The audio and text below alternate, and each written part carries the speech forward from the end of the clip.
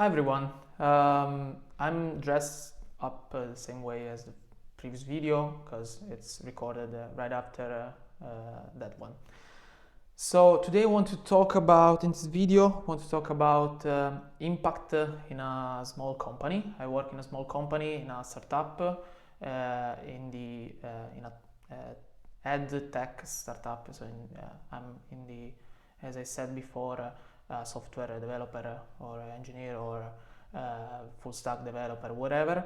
And so what I'm going to talk about, of course, is a little bit related on my experience. I thought a lot about how to have impact on what on the work I do, with the work I do in the company, and I want to share some of my thoughts. Let me know if you have something else or if you disagree. I'm glad to hear you in the comments.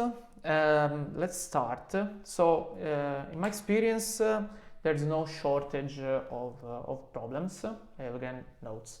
There's no shortage of problems, and so the most important thing is to prioritize. This is an hard problem, and I don't have an answer in the sense that my priorities could not be the same as my team priorities, and also the team priorities may differ from other teams in the same company. So that's hard, but when you have a lot of problems and not enough bandwidth to solve them all, you have to prioritize a lot. That's really important, and you can do this trying to understand what's the impact of the task you're going to tackle, the problem you're going to tackle, and the task you're going to work on. Also, there may be some times where there are less problems, less new things to develop and to do, generally speaking. So what you can do in those kind of situations are probably two main things.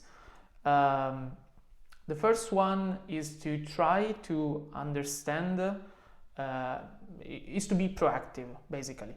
And you can be proactive by trying to understand what are the friction in the things that your business works on every day, but people in your business works on every day. So you can try to remove this kind of friction. These are probably not problems, but what you can do is to try to, in my case, try to automate some workflows. To maybe I spend some hours automating, but after it's done, I'll save I don't know, 10 minutes for two people every 1 or 2 times a week, and at the end of a year, that of course that effort I put was great, was repaid.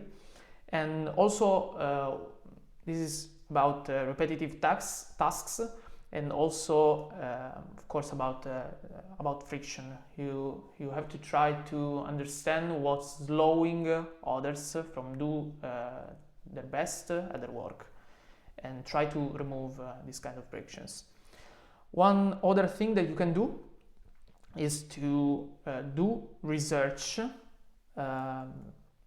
to learn new things that can improve what's already going on in the business.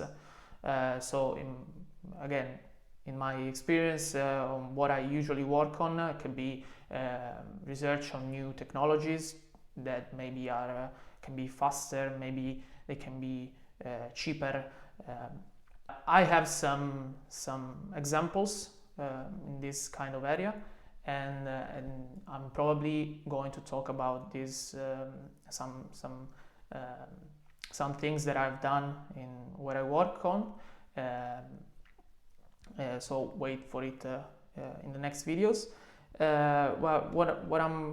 What I want to say is that research, time spent on research can be great sometimes, because there's not enough space for people to dive deeper on technologies, on problems, and so what I've found is that when you took your space, your time to dive a little bit deeper than the others, and that's usually really easy, you can have big impacts. And sometimes you can also grab low-hanging fruits that were there just because, not because others are stupid, but because there are so many things to do that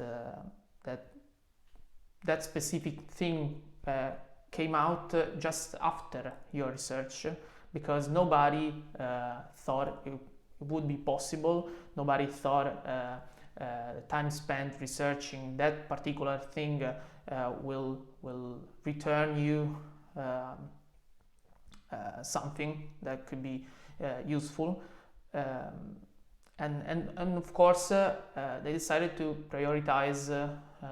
People decided to prioritize things in a certain way, and decided not to spend their time on that particular, researching more on that particular thing. And this of course can impact performance, again, costs, or you can remove some friction, and that's also usually pretty easier to do, to dive deeper than others, because what I've also found, and I'm the first one, the people usually don't like to read, so if you have lots of documentations online, or documents, or laws, could be lots of things, people usually don't like to read, don't like to do analysis, don't like to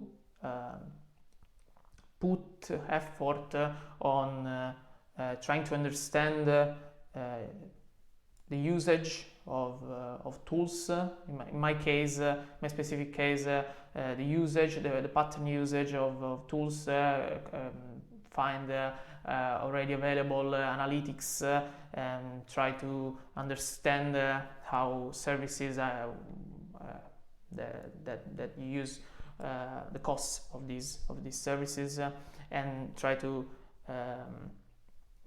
also to understand what's bringing more performance, what have the higher impact on performance, what has the higher impact on costs, and what I found is that usually reading more carefully, it's like doing more work than the others most of the times. And also another thing that I want to keep in mind is that I try to keep in mind is that I've talked about in this video a lot about optimizations, and there's a drawback in optimization, at least two drawbacks that I see in optimization. The first one is that sometimes optimizing means increasing the complexity of the system you work on, and that's not usually a thing that you like, because if you have to put again some efforts on that system afterwards, or other people have to put their hands on the system afterwards, it's way harder to understand it, understand what it does and how it works, and also to solve maybe problems or changing, tweaking some things. And the other thing is that optimization are beautiful but are one-offs. So it's like try to think about costs. You can reduce cost from here. I mean, this is 0, this is your actual cost, your current cost, and you can reduce these costs a bit, and after that maybe you don't have enough room for more optimization. So these are one-offs that are really can be hard, can be easy, but are really nice to have.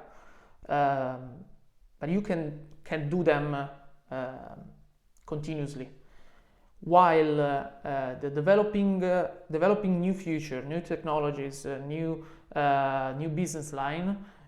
These are less bounded on the outside. Of course, there's a limit, but these are less bounded on the upside, and so this should take more, at least from my perspective, should take more priority. Yeah, I've finished. So that was basically all. Thanks for watching, and see you in the next video. Bye!